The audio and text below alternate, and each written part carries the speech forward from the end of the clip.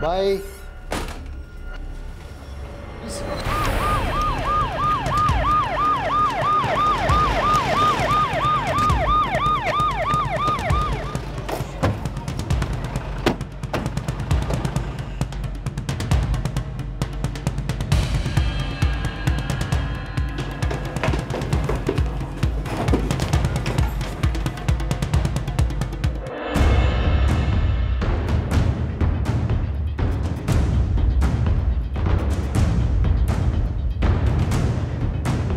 ज्ञान, दरवाजा खोलो। सर। सर, ताला है, तोड़ दो। पुलिस इन्वेस्टिगेशन की भाषा में ब्लाइंड केस उसे कहा जाता है जिस केस में तहकीकात को शुरू करने के लिए एक भी सुराग नहीं मिलता। ऐसे केसेस काफी चैलेंजिंग होते हैं और अक्सर बहुत लंबे खिंच जाते हैं। क्रिमिनल बुद्धि भी आखिरकार बुद्धि ही है और अक्सर ऐसी बारीकी से काम कर जाती है कि मानो एक परफेक्ट मर्डर को अंजाम दिया गया हो। लेकिन क्या कोई भी क्राइम परफेक्ट हो सकता है? आप लाख छुपाने की कोशिश कीजिए लेकिन जुर्म का बदसूरत चेहरा सामने आता ही है। हर जुर्म दरअसल एक दस्तक है कि अंत बहुत करीब है। 18 जून 2011 नई दिल्ली। एक पेचीदा ब्लाइंड केस दिल्ली पुलिस को ललकार रहा था। ये देखिए, ये 3 स्टैबिंग बाउंस है। उसके बाद इसका गला घोटा गया। टाइमिंग? लाश यहाँ लाने के तकरीबन 12 या 15 घंटे पहले। हमें लाश मिली तकरीबन 8 बजे और यहाँ लाते लाते बज गए थे 9। तो क्या हम ये मान सकते हैं कि कत्ल कल रात 8 और 8:30 के बीच हुआ होगा? पॉसिबल है। और हाँ, इसके खून में हमने अल्कोहल ट्रेस किया। इससे ये लगता है कि जब इसकी मौत हुई तो ये आदमी शराब के नशे में था। और इसके सिस्टम से हमें नींद की गोलियां भी ट्रेस की। पहले से पिलाया गया, ड्रग किया गया और फिर मारा गया। सर, जिस फ्लैट में इसकी लाश मिली उस फ्लैट का ऑनर कोई नवीन गुप्ता है। आया हुआ है, थाने में बैठा है। चलो, इससे कुछ तो खबर मिलेगी। हमारी इन्वेस्टिगेशन का खाता तो खुलेगा। जी sir. Thank you doctor.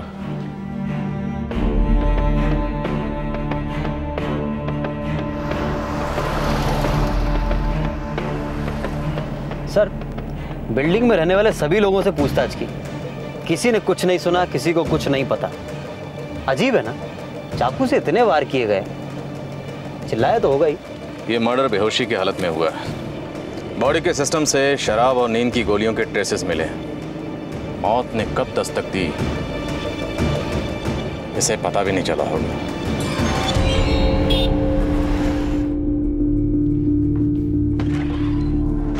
Naveen Gupta? Yes sir. पहचानते हैं? नहीं sir. Rajdeep apartment, flat number 1004 आपका है?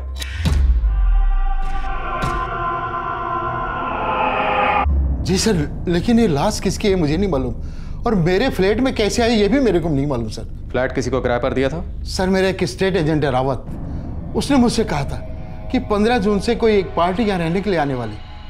1 महीने का एडवांस भी दिया था सर। बाकी सच कहता हूँ इंस्पेक्टर, इसके अलावा मुझे इसके बारे में और कुछ नहीं मालूम।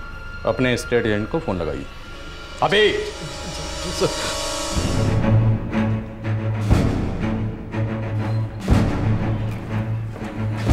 Sir, Rawat, state agent. नमस्ते सर। इसे पहचानते हो?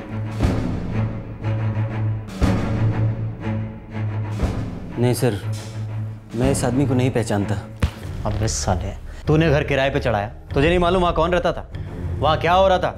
सर, वो श्रीधर बसोप्पा नाम का एक आदमी था जिसे मैंने फ्लैट किराए पर दिया था। उसकी डिटेल्स हैं मेरे पास। फ्लैट की तलाश में मिला था मुझे वो। कब मिला था? 13 जून को मिला था सर। 13 जून।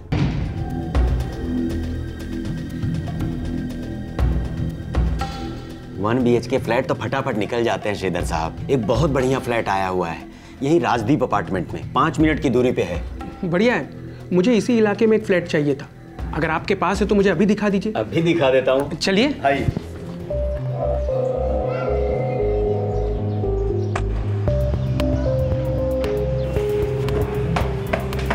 ये रहा गुप्ता साहब का फ्लैट।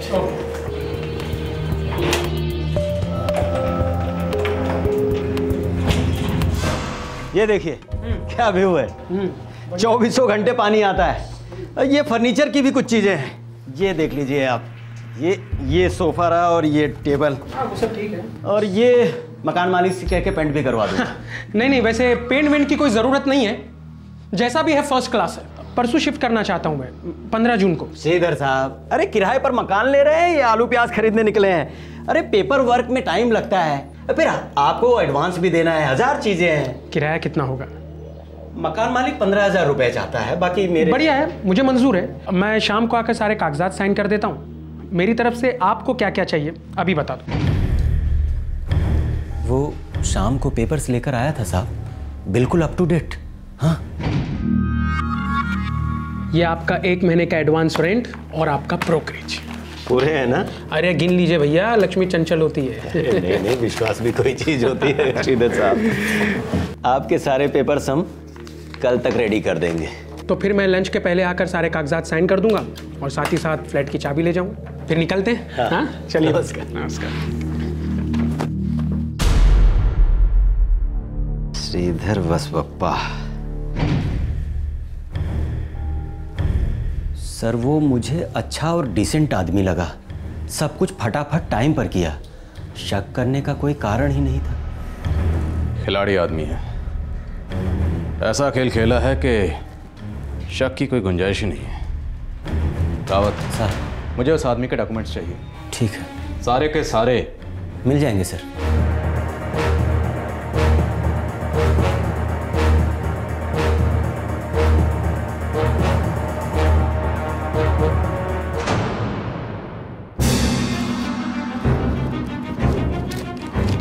ये है सर, ये पैन कार्ड का जेरोक्स और ये एग्रीमेंट कॉपी।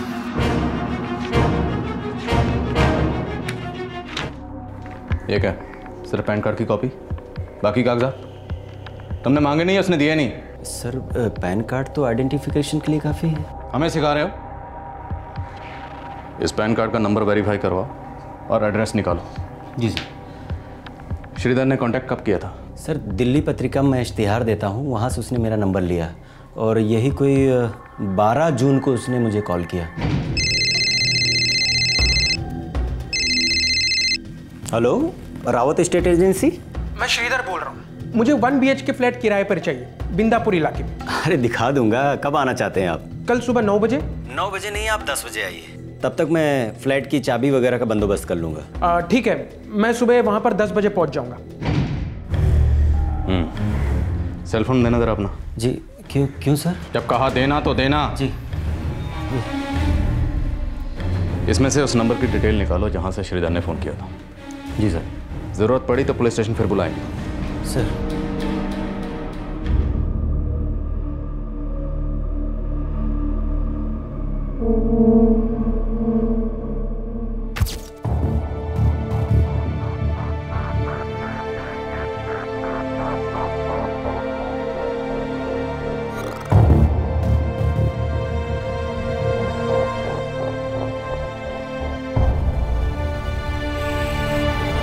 लाश को मिले 24 घंटे बीत चुके थे, लेकिन अभी तक लाश की शिनाख्त नहीं हो पाई थी। पुलिस को कोई सुराग तो नहीं मिला था, लेकिन जो लीड्स मिले थे उन पर जोरों से काम चल रहा था। जुर्म करने वालों ने अपने किए पर बहुत अच्छी तरह से पर्दा डाला था। वो अब तक पुलिस के रडार में नहीं आए थे। तो क्या यह जुर्म एक अनसॉल्व केस बनकर रह जाएगा? सर, श्रीधर वासप्पा का एड्रेस मिल गया है, बेंगलुरु का रहने वाला है। लेकिन जिस नंबर से श्रीधर ने फ़ोन किया था वो नंबर मुंबई का था। और वो नंबर कत्ल की रात से ही स्विच ऑफ होगा। जी सर। ये साजिश दिल्ली, मुंबई और बेंगलोर के त्रिकोण के बीच में रची गई है। अब इस त्रिकोण के रहस्य को ढूंढना होगा।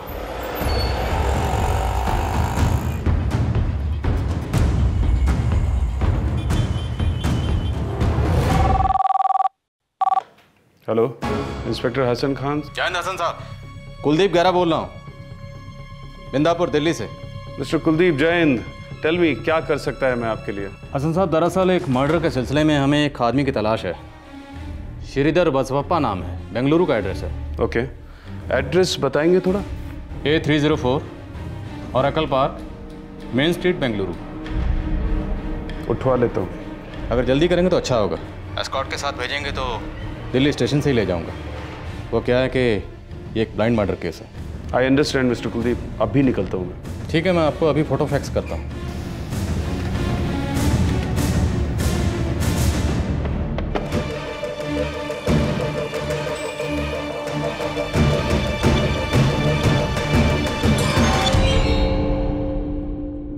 सुबह देखा है सर उसे।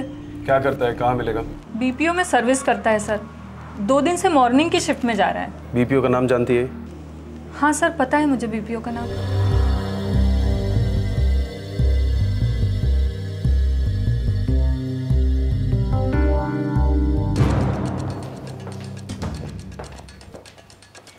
ये श्रीधर बसवप्पा कौन है? श्रीधर साहब हमारे टीम के लीडर है सर। किधर मिलेगा? मिस्टर श्रीधर बसवप्पा। यस बोलिए।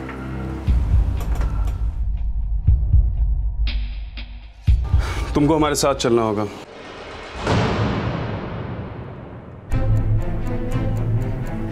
मिस्टर कुलदीप, श्रीधर बसप्पा ट्रेस हो चुका है। पैन कार्ड उसी का है, पर जो फोटो आप हमको भेजा वो इस आदमी का नहीं है। ऐसा कैसे हो सकता है हसन साहब? हुआ तो है मिस्टर कुलदीप। श्रीधर बसप्पा इस समय हमारे पुलिस स्टेशन में है। किसी भी एंगल से ये वो तस्वीर वाला आदमी नहीं है। कोई गहरी साजिश लगती है। मुझे इस आदमी से बात करनी है इंस्पेक्टर। ठीक है, दिल्ली भेज देता है। जय हिंद। मेरा शिफ्ट टाइम जा रहा है इंस्पेक्टर साहब, बताएंगे भी क्यों डिटेन कर रखा है मुझे? मेरा एक कांस्टेबल तुम्हें दिल्ली लेके जाएगा। क्या? तुम दिल्ली जा रहे हैं? किस खुशी में? दिल्ली पुलिस तुमसे पूछताछ करेगा। पूछताछ करेगी? किस लिए? नहीं, मेरी कुछ समझ में नहीं आ रही सर। दिल्ली जाएगा तो खुद ब खुद समझ में आ जाएगा मिस्टर श्रीधर बसप्पा।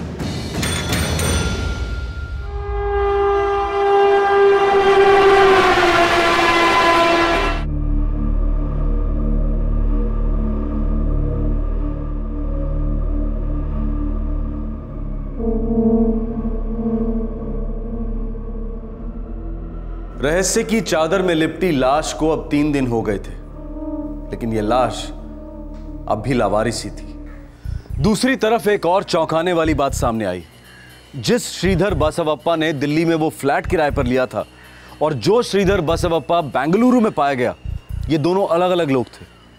आखिरकार ये षड्यंत्र क्या था? नो, मैं इस आदमी को नहीं जानता, पहले कभी देखा तक नहीं इसे। और सर मैं आज पहली बार दिल्ली आया हूँ। कमाल है, जिस आदमी को जानते तक नहीं उसे मरवा दिया, जान ले ली उसकी। गॉड, ये क्या कह रहे हैं आप ऑफिसर? मैं एक डिसेंट हार्ड वर्किंग आदमी हूँ, अच्छा जॉब है, फैमिली है।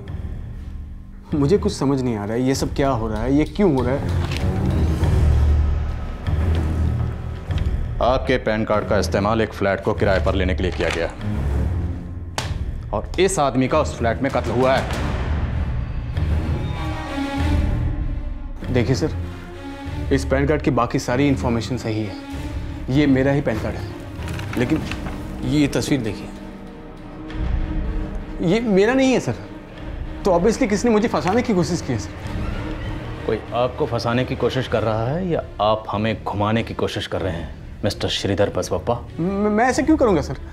मैंने कहा ना, मैं आज से पहले दिल्ली कभी नहीं आया और मैं इस आदमी को किसी एंगल से नहीं जानता। मैं बिल्कुल इनोसेंट हूं सर।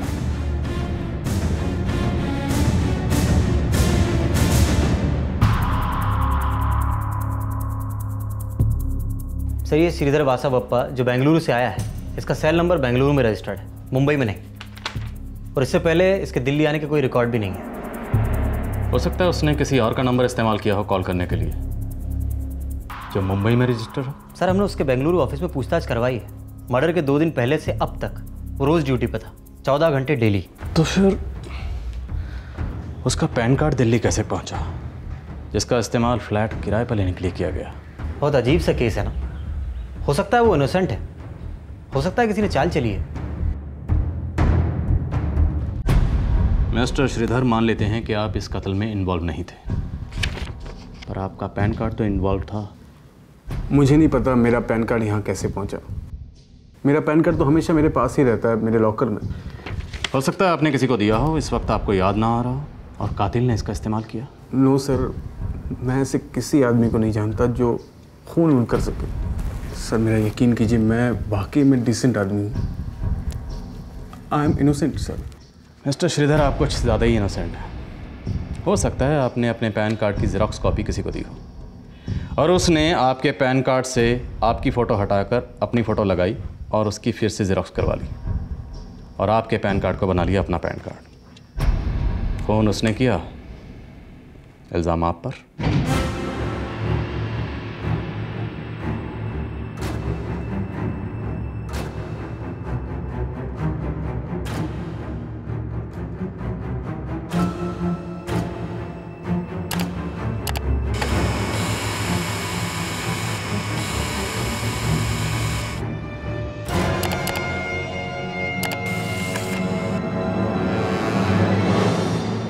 एक जुर्म हुआ है, कत्ल हुआ है। इस जुर्म में आपके पैन कार्ड की ज़ेरॉक्स कॉपी का इस्तेमाल हुआ है।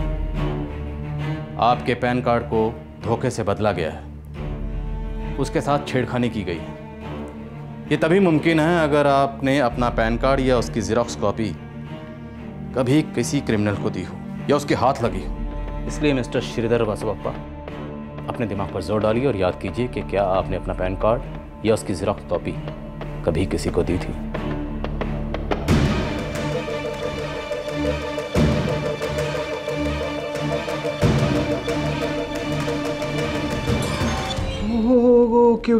ओके, अभी याद आया सर। क्या? सर 1 महीने पहले मैं मुंबई गया था जॉब इंटरव्यू के लिए। वहाँ मैंने अपने सारे पेपर सबमिट किए थे, उसमें मेरे पैन कार्ड की ज़ेरॉक्स कॉपी भी थी। कंपनी का नाम और एड्रेस पर? सॉफ्टवेयर कंपनी थी इंस्पेक्टर साहब, नॉक्स प्लाजा में प्राइम वेब सॉफ्टवेयर कंसल्टेंट्स।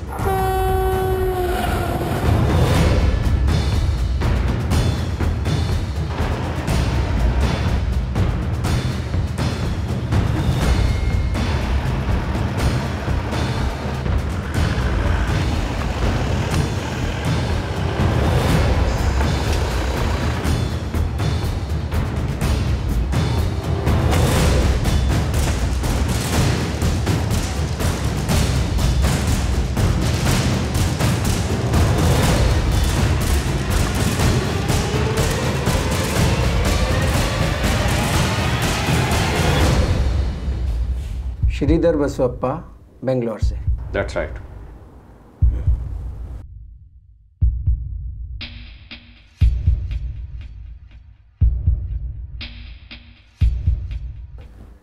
जी हाँ सर, माइंड स्पीक कंसल्टेंट के थ्रू आए थे इंटरव्यू के लिए और उन्होंने 5 मई को इंटरव्यू भी दिया था। Anything else? नथिंग, लेकिन हमने उसे सिलेक्ट नहीं किया था। अच्छा था, लेकिन दूसरा कैंडिडेट उससे भी अच्छा था। उन्होंने आपको अपना पोर्टफोलियो दिया होगा जिसमें उनके सर्टिफिकेट्स, रिकमेंडेशन लेटर और पैन कार्ड की ज़ेरॉक्स कॉपी होगी। जी हाँ सर, शॉर्ट लिस्ट हुआ हर कैंडिडेट ये डॉक्यूमेंट सबमिट करता है। This is the standard procedure. लेकिन जिन कैंडिडेट्स को आप सिलेक्ट नहीं करते हैं उनके डॉक्यूमेंट्स को लौटाना आपका स्टैंडर्ड प्रोसीजर नहीं है। ये कैसा सवाल है सर? ज़िंदगी और मौत का सवाल है मिस्टर नारंग, जवाब दीजिए। जिन कैंडिडेट्स को आप सिलेक्ट नहीं करते हैं उनके डॉक्यूमेंट्स के साथ आप क्या करते हैं? कुछ नहीं करते, मेरा मतलब हम तो उन्हें पीएन को दे देते बस। और पीएन उन डॉक्यूमेंट्स का क्या करता है? रद्दी में दे देते हैं सर। एक टाइम से बात चल रही है सर, ऑफिस में एक पेपर शेडर खरीदा जाएगा। सब टेंशन ही खत्म ना सर। एक साइड से बेकार पेपर डाल दो, 2 सेकंड में सब चूर चूर, सीधे कचरे में। ठीक है। इस नकली श्रीधर ने जिस नंबर से फ़ोन किया था वो नंबर मुंबई का है। जी सर।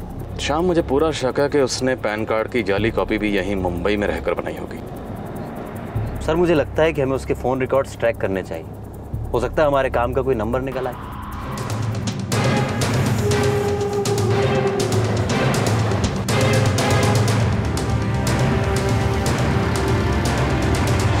सर, मुंबई के जिस नंबर से एजेंट रावत को कॉल किए गए वो सिम कार्ड सिर्फ 6 दिन के लिए एक्टिवेट था, 11 जून से 17 जून तक।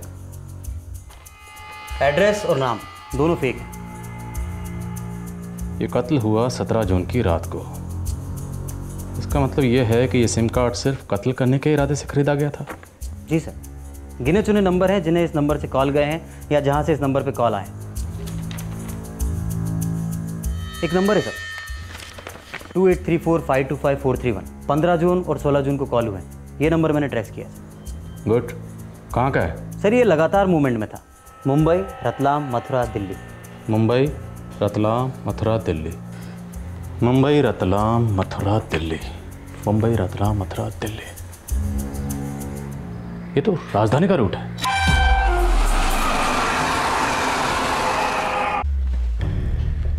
मुंबई टू दिल्ली। नकली श्रीधर का फोन भी सेम मूवमेंट दिखा रहा है। कमाल है, दो लोग एक साथ एक ही ट्रेन में सफर कर रहे थे, फिर भी दोनों एक दूसरे के साथ फोन पे बातें क्यों कर रहे थे? स्ट्रेंज। सर वो नकली श्रीधर का नंबर तो मुंबई का था, ये दूसरा नंबर भी मुंबई का है जो कि 18 जून से बंद है। शाम, हमारा हथौड़ा बिल्कुल सही दिशा में जा रहा है, बस सिर्फ कील ठोकनी बाकी है। एक काम करो, ये जिस दूसरे नंबर पर लगातार बातें हो रही थी उसकी डिटेल निकालो। मुझे पूरा यकीन है कि उससे हमें ज़रूर कुछ ना कुछ मिलेगा। जी सर।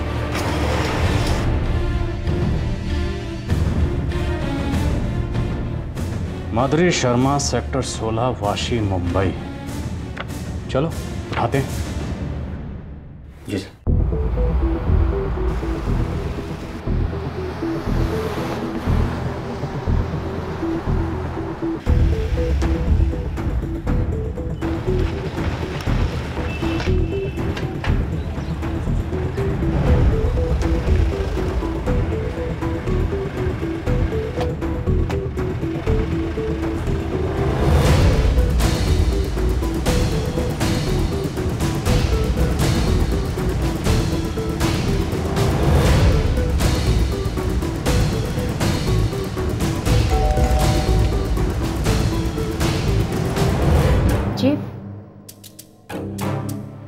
माधुरी शर्मा जी? जी मैं ही हूँ माधुरी शर्मा। आप?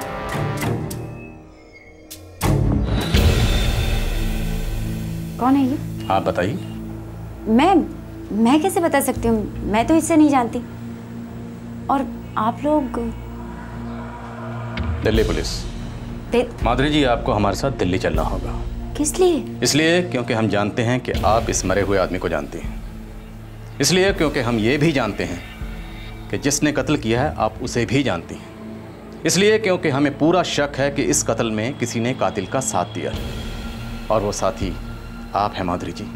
इसीलिए आपको हमारे साथ दिल्ली चलना होगा। किस लिए? इसलिए क्योंकि हम जानते हैं कि आप इस मरे हुए आदमी को जानती हैं। इसलिए क्योंकि हम ये भी जानते हैं कि जिसने कत्ल किया है आप उसे भी जानती हैं। इसलिए क्योंकि हमें पूरा शक है कि इस कत्ल में किसी ने कातिल का साथ दिया है, और वो साथी आप हैं माधुरी जी। देखिए इंस्पेक्टर साहब, आपको जरूर कोई बहुत बड़ी गलतफहमी हुई। मैं इस आदमी को नहीं जानती और इस मर्डर के बारे में मुझे कुछ नहीं पता। 525431 आपका नंबर है? हाँ मेरा ही नंबर है। तो स्विच ऑफ क्यों है?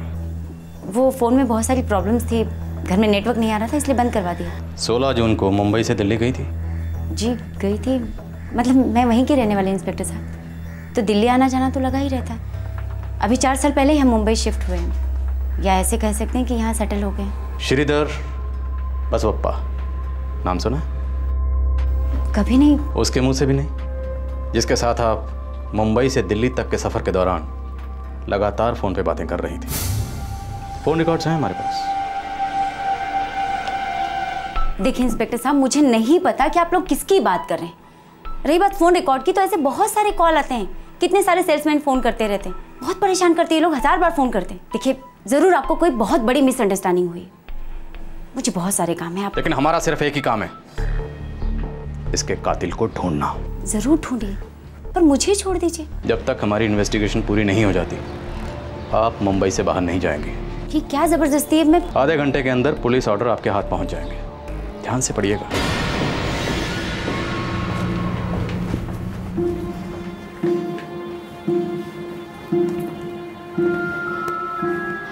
मम्मी, ये लोग कौन थे? क्या हुआ मम्मी? कुछ नहीं बेटा, अब अपने कमरे में जाओ।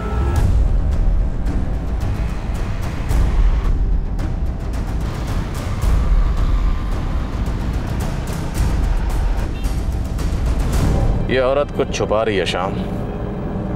इस लाश को पहचानती है। लेकिन सर, जिस तरह से वो पेश आई, बॉडी लैंग्वेज अपनी बात पे अड़ी रही। अपने दिखावे पे अड़ी रही। देखते हैं कब तक अड़ी रहेगी। इसका मुखौटा उतारना पड़ेगा।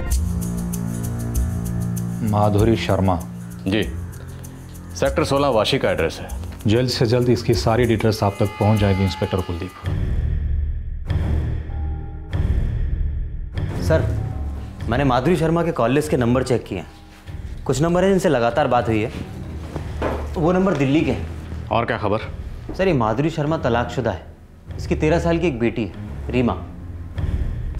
कौन था इसका पति? सर, सरकारी दफ्तर में पियून था, हरिराम नाम है उसका। तलाक की वजह? तो वो तो नहीं मालूम, पर 2005 में ये लोग चांदनी चौक में रहते थे, सरकारी दफ्तर के पास।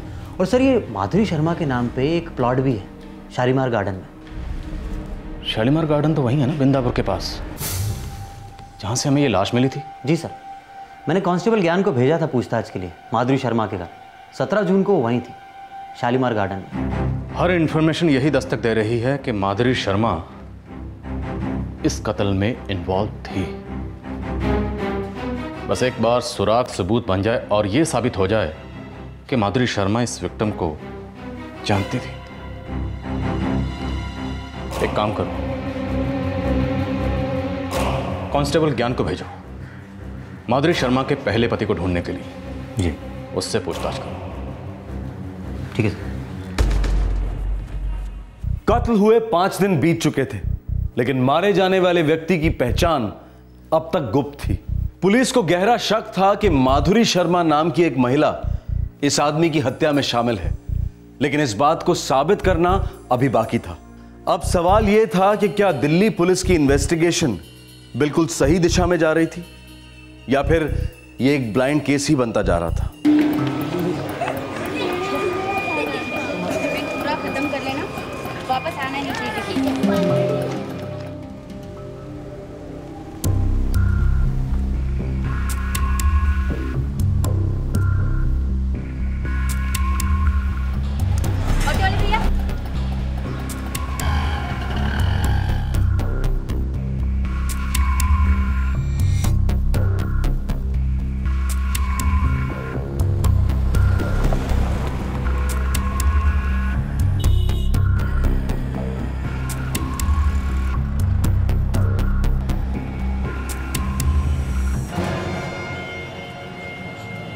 एक चाय देना।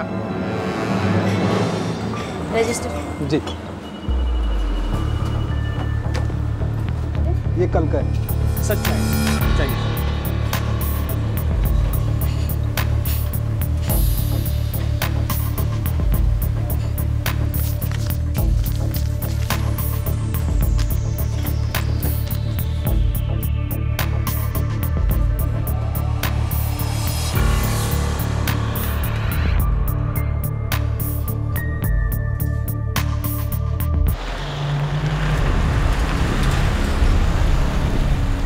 माधुरी बहुत बहुत महत्वाकांक्षी है हवलदार साहब। वो हमेशा कुछ बड़ा करना चाहती है। तुमने तुम्हारी बीवी को छोड़ा या फिर उसने तुम्हें छोड़ा? ये फैसला हम दोनों ने मिलकर किया। क्यों?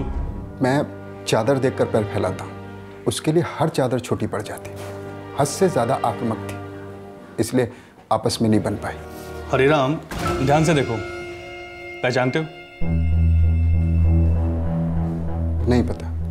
तुम्हारी भूतपूर्व पत्नी माधुरी, इस आदमी के साथ क्या रिश्ता था उसका? मुझे कोई आइडिया नहीं है हवलदार साहब। हमारे डिवोर्स के बाद मेरा उससे कोई खास लेना देना नहीं है। बस एक आध बार बेटी से मिलता हूँ, तब आमना सामना होता है। किसी और आदमी के साथ रिश्ता? मेरा माधुरी के साथ तलाक हो चुका है, अब वो किसी के साथ भी रिश्ता रख सकती है। सर, मैं लगातार 2 दिन से माधुरी के हर मूवमेंट को फॉलो कर रहा हूँ। उसके एक रेस्टोरेंट में पार्टनरशिप है। रोज सुबह जाकर वो पैसे कलेक्ट करती है। पार्टनरशिप किसके साथ है? सर, एक उमेश जगताप नाम का आदमी है, लेकिन उसे कभी देखा नहीं है।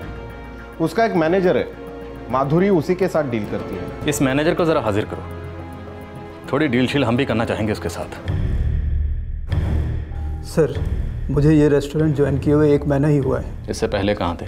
APMC मार्केट, वाशी में रेस्टोरेंट है, चक्रा रेस्टोरेंट। उमेश जगताप कहाँ मिलेगा? सर, मैडम का पार्टनर है, मैं कभी मिला नहीं। अब वैसे होटल मैडम चलाती है। ये आदमी उमेश जगताप है? सर मैंने बताया ना, मैंने 1 महीना पहले ही ज्वाइन किया है। मैं कभी भी उमेश जगताप से नहीं मिला। तुमने ये होटल 1 महीना पहले ही ज्वाइन किया? जी। लेकिन तुम्हारे होटल में कुछ लोग तो ऐसे होंगे जिन्होंने उमेश जगताप को देखा होगा, वो तो उसे पहचानते होंगे। सर हमारा हेड वेटर है तुकाराम, वो रेस्टोरेंट के पहले दिन से ड्यूटी पर है। समोसा नहीं।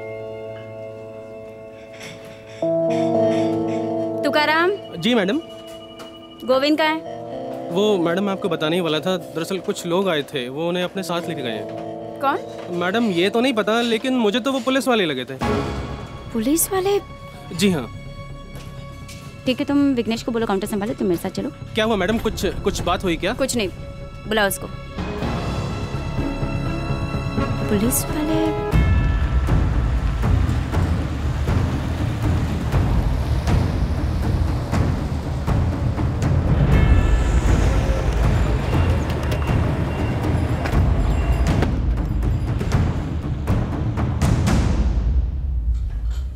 तू गल्ले पे बैठा है, तुकाराम किधर है? तुकाराम तो मैडम के साथ गया है। कब? कहाँ गया? कहाँ गया ये तो नहीं मालूम साहब, लेकिन अभी आधे घंटे पहले मैडम आई थी, आप नहीं थे, देख के बिगड़ गई। फिर मैडम तुकाराम को ले गई और मुझे यहाँ गले पर बिठा दिया। सर कुछ तो बताइए, ये सब माजरा क्या है? तुम्हारी मैडम तो गई अब काम से।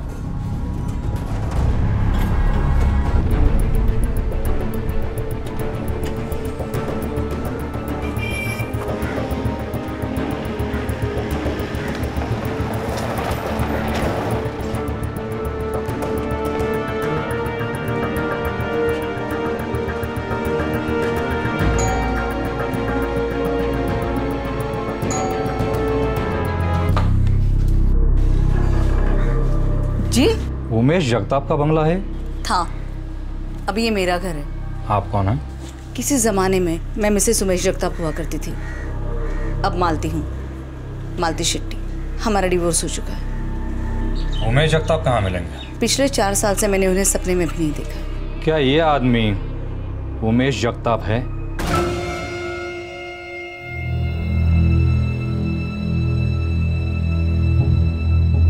जी हाँ,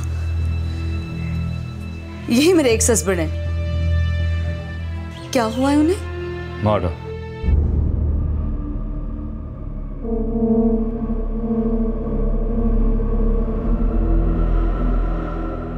आखिरकार इस बेनाम लाश को एक नाम मिला, एक पहचान मिली।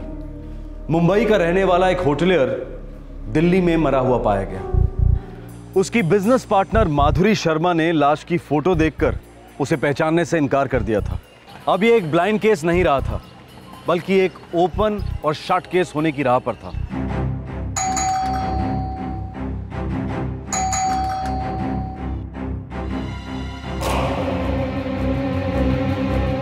माधुरी जी, मैं आपको एक बार फिर से तस्वीर दिखा रहा हूँ और एक बार फिर से आप वही कहानी दोहराएंगी कि आप इसे नहीं जानती हैं, लेकिन इस बार हम जानते हैं कि आप इसे बहुत अच्छी तरह से जानती हैं। बस ये जानना बाकी है कि आप इसे कितने करीब से जानती हैं, और ये भी कि आपके और आपके restaurant business partner Umesh Jagtap के बीच ऐसा क्या हुआ था जिसकी वजह से आपने उसकी हत्या कर दी और लोमड़ी की तरह चालाकी का इस्तेमाल करते हुए अपने पीछे सारे सुराग मिटाती चली गई।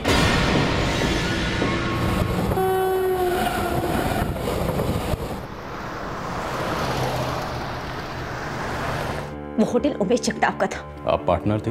नाम के लिए मेरी ऐसी कोई हैसियत नहीं थी, कोई डॉक्यूमेंट्स नहीं, कुछ नहीं, कोई लीगल स्टेटस नहीं। तो बिजनेस में लीगल स्टेटस हासिल करने के लिए आपने उमेश का कत्ल करवा दिया। उसकी जिंदगी में भी मेरा कोई लीगल स्टेटस नहीं था, नहीं था मेरा लीगल स्टेटस। ले, तेरे को पूरे पैसे देता हूं, ये फ्लैट दिया तेरे को, तेरी बेटी की देखभाल अपनी बेटी की तरह करता हूं। और क्या करूं? और क्या करूं? बोल, अबे बोलना। ये इन पैसों का रुबाब मुझे मत झाड़ो, समझे कि नहीं? इन पैसों में मेरा भी बराबर का हक है, समझे ना? तुमसे ज्यादा मेहनत करती हूँ मैं रेस्टोरेंट में, और तुम क्या देने की बात करती हो? अगर देना ही है तो अपना नाम, अपने बिजनेस में पार्टनर, अपनी बीवी धर्मपत्नी कहने से घबराते क्यों? डरपोक कहेंगे। तो अपने पति का घर छोड़कर इधर नहीं आती। तेरी शादी सिर्फ पैसों से हुई है, और वो मैं तुझे दे रहा हूं। और चाहिए और दूंगा, और चाहिए और दूंगा, और पैसे चाहिए और दूंगा, बस। इससे ज्यादा तेरे को कुछ नहीं मिलेगा, और इससे ज्यादा कुछ मांगेगी ना तो ठेंगा मिलेगा, ठेंगा। साली थका डालती है, पूरे नशे की मां बहन कर देती है। तेरे जैसी औरत से मर्दों को सबक लेना चाहिए कि औरत नाम का बोझ अपने गले में मत बांटो, गला फाड़ कर खून चूस लेती है, टायल। अच्छा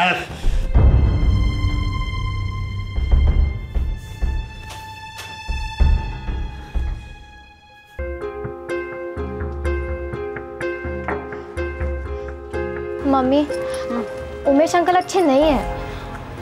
रीमा, तुम्हें स्कूल जाने के लिए देर हो रही है। मम्मी, मैं कोई छोटी बच्ची नहीं हूँ, सब देख रही हूँ, सब समझ रही हूँ। पिछले 4 साल से आपकी यही हालत है और आपकी मदद के लिए कोई नहीं है, यहाँ तक कि आपसे बात करने के लिए कोई नहीं है। मम्मी, मैं आपके साथ हूँ, अब मैं बड़ी हो गई हूँ। मम्मी, मैं आपकी फ्रेंड हूँ। ये उमेश अंकल आपको सिर्फ यूज़ कर रहे हैं, आप समझती क्यों नहीं? मुझे लगता है अब हमें अलग रहना चाहिए। सच मम्मी, हमें अलग रहना ही पड़ेगा, कई बार भी रह लेंगे, मगर उसके इस घर में नहीं।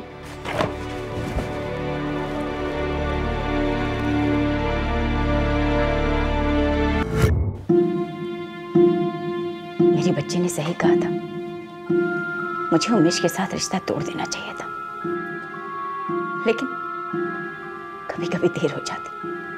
मैंने अपनी जिंदगी के 4 साल दिए उस आदमी को, अपना तन मन सब कुछ उसके हवाले कर दिया। उसका रेस्टोरेंट बिजनेस सेटअप करने में इतनी मेहनत की कि कोई कानूनी पार्टनर भी नहीं करता। उस बिजनेस से उसने जितने भी पैसे कमाए, उसमें दरअसल आधा मेरा था, मेरे हक का। उसके बिना भी मुझे उसे छोड़कर चले जाना चाहिए था, नई जिंदगी शुरू करनी चाहिए थी, जो मैंने नहीं की। मुझे मेरा हक छोड़ छाड़ कर जाना मंजूर नहीं था, और वो मुझे मेरा हक देने से इनकार कर रहा था। मेरा पहला पति इस आदमी से कई गुना ज्यादा अच्छा था, लेकिन हमारी नहीं बनी, हम अलग हो गए।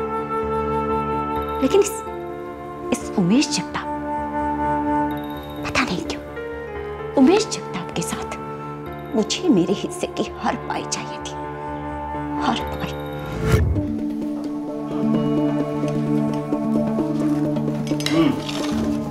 दिल्ली जाके होटल खोलने का हलवापुरी समझा है? और दिल्ली में होटल संभालेगा कौन? मैं संभालूंगी।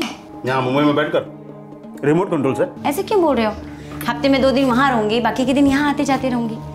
तुम शायद भूल रहे हो, मेरी दिल्ली की पैदाइश है। मैं उस शहर को वैसे ही जानती हूँ जैसे अपनी हथेली को। ठीक है, 16 तारीख को दिल्ली चलते हैं एक साथ। मैं भी तो देखूं दिल्ली में रहकर तुम क्या कर सकती हो और क्या नहीं। थैंक्स, मैं तुम्हें निराश नहीं करूंगी।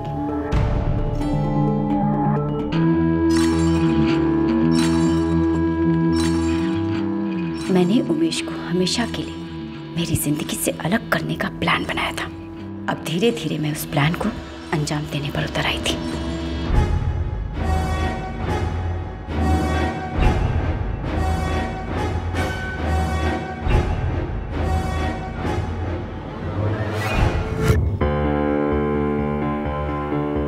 पानीपुरी वाले के यहाँ से मिले उस पैन कार्ड जेरॉक्स कॉपी से मैंने झूठी आइडेंटिटी बनाई।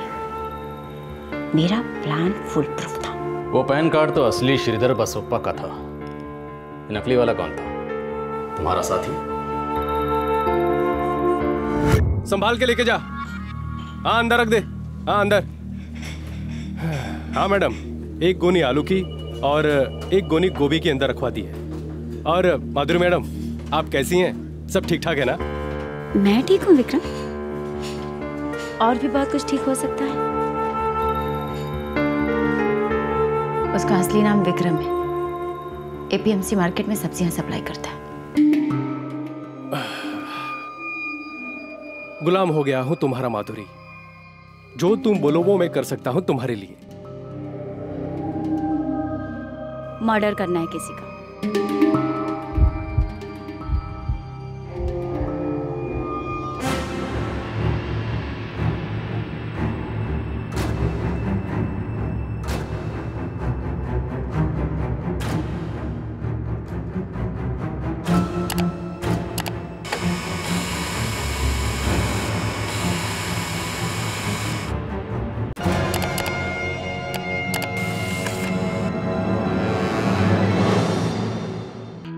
विक्रम उस पैन कार्ड की कॉपी लेकर दिल्ली गया और उस पैन कार्ड की मदद से उसने वो फ्लैट किराए पर लिया। उसके बाद वो मुंबई वापस आ गया। हमने 16 जून की राजधानी ली दिल्ली के लिए। मैंने विक्रम का टिकट भी अपने डब्बे में ही बुक करवाया था। हम लगातार एक दूसरे के टच में थे फोन पर। हमने अपनी हर चाल प्लान कर ली थी एकदम बारीकी से। 17 जून को दिल्ली पहुंचकर मैं और उमेश पहले एक होटल में रुके। फिर शाम को मैं उमेश को उस फ्लैट पर ले गई। उसे कहा कि मैं उसे नए रेस्टोरेंट के पार्टनर से मिलवाऊंगी। यहाँ लेफ्ट में। तुम इस पार्टनर को अच्छी तरह से जानती हो ना? जानती नहीं तो घर की चाबी थोड़ी ना देता। नाम क्या पता है इसका? श्रीधर बसवप्पा।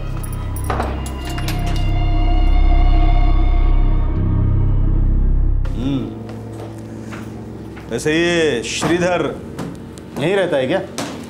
नहीं, ये फ्लैट तो इन्वेस्टमेंट के हिसाब से लिया है। उसका असली घर तो गुड़गांव में। काफी शानदार बंगला है। अब बैठिए, मैं पानी वानी कुछ लेकर आती हूँ।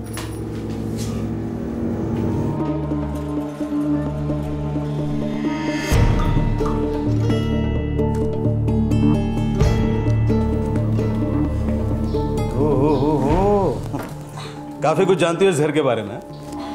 काफी बार आ चुकी हो लगता है। काफी इंतजाम कर रखा है भाई घर में। हा? तुम्हारा इशारा अगर अफेयर की तरफ है ना, तो ये बात अपने दिल से निकाल दो। मेरा श्रीधर बसवप्पा के साथ सिर्फ एक रिलेशन है, बिजनेस पार्टनरशिप का। मेरे दिल पे, शरीर पे सिर्फ तुम्हारी मोहर है। Cheers.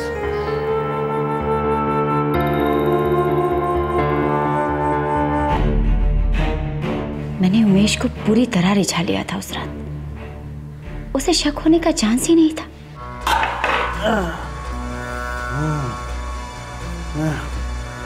माधुरी, माधुरी, मुझे चक्कर सा आ रहा है।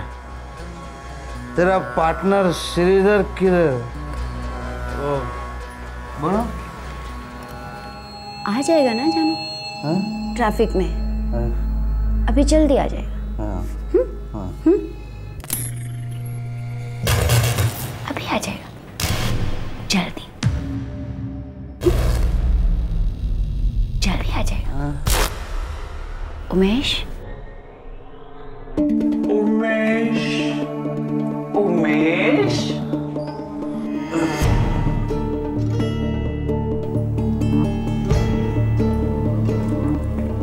उमेश, उमेश पैसे देता है मुझे। मैंने उमेश की शराब में नींद की गोलियां मिला दी थी।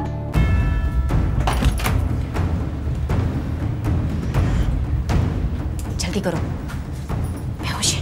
माधुरी, अभी तक जो कुछ भी किया है सिर्फ तुम्हारे लिए किया, और जो करने जा रहा हूं उसके बदले में अपने वादे को मत भूलना। मैं वादे की पक्की हूं, तुम्हें तुम्हारे पैसे मिल जाएंगे।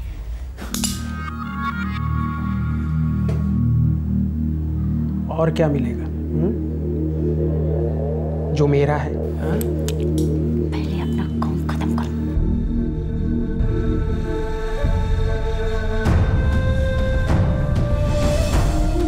विक्रम ने पहले उमेश को छुरा मारा।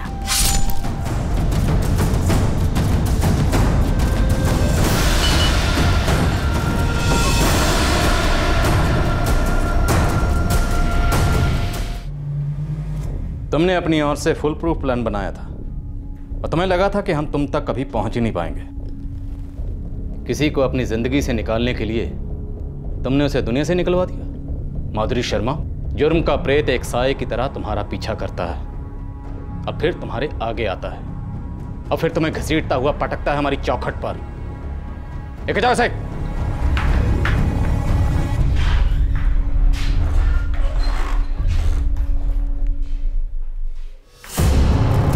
मुझे छोड़ दो सर। सर अब आप मेरी बात सुनिए सर, मुझे छोड़ दो सर, मैंने कुछ नहीं किया सर। सर मेरी बात सुनिए सर, मेरी बात सुनिए सर, मैंने कुछ नहीं किया सर। सर मेरी बात सुनिए।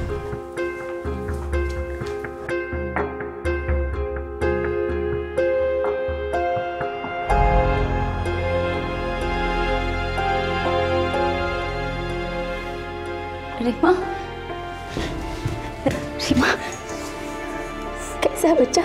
कैसी बेटा तू? रीमा, जब तक इस केस की सुनवाई नहीं हो जाती और मुझे बेल नहीं मिल जाती, तू अपने पापा के साथ रहना। ये सब करने की क्या जरूरत थी मम्मी? मैंने आपसे कहा था ना कि अलग रहते हैं। ये सब करके क्या मिला आपको मम्मी? मैं डर गई थी रीमा, डर गई थी कि मुझे मेरा हक नहीं मिलेगा। मैं डर गई थी बेटा। तो अपना ध्यान रखना।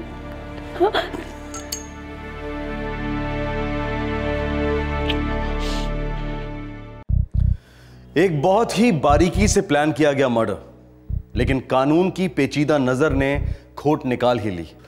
एक ब्लाइंड केस को बड़ी मेहनत और लगन के साथ इन्वेस्टिगेट किया गया और पर्दाफाश हुआ एक संगीन जुर्म का। माधुरी ने अपने कन्फेशन में पुलिस को बताया कि उसे इस कत्ल को इस तरह से अंजाम देने का आइडिया टीवी पर एक क्राइम शो देखकर मिला। यह एक विवाद का विषय है। आर्ग्यूमेंट का सब्जेक्ट है कि जिंदगी कला की नकल करती है या फिर कला जिंदगी की। लेकिन हमारे इस क्राइम शो का मकसद है जुर्म की सच्चाइयों को दिखाना, उसकी सनसनी को नहीं। हम जुर्म की तहकीकात पर इस कदर फोकस करते हैं ताकि हम वो सारे पड़ाव देख सकें जहां जुर्म को रोका जा सकता था, दस्तक को सुना जा सकता था। हर हालत और हर हालात से कुछ नया सीखने को मिलता है। क्राइम पेट्रोल दस्तक एक आईना है, समाज का, सिचुएशन का, मजबूरियों का, उस समय का जिसमें हम जी रहे हैं। ये एक आईना है उस सच का जो हम जीते जीते बनाते हैं और बदलते हैं। आज के इस केस में एक फेंके गए पैन कार्ड की फोटोकॉपी का जुर्म करने में दुरुपयोग किया गया। इसमें हम सब के लिए एक सीख है कि जब भी हम किसी को अपने पर्सनल कागजात की फोटोकॉपीज देते हैं या कागजात की कॉपीज लेते हैं तो काम हो जाने के बाद उसे रद्दी में ना फेंक दें। या तो उन्हें सही सलामत लौटाया जाए या फिर फाड़ कर मिटा दिया जाए। आखिरकार पर्सनल डॉक्यूमेंट्स किसी भी इंसान की पहचान की नींव होते हैं। अगले हफ्ते क्राइम पेट्रोल दस्तक में आपसे फिर मुलाकात होगी। तब तक अपना ख्याल रखें, सुरक्षित रहें। जय हिंद। क्राइम पेट्रोल के और भी दिलचस्प कहानी देखने के लिए हमारे चैनल को सब्सक्राइब करें और बेल आइकॉन दबाना न भूलें।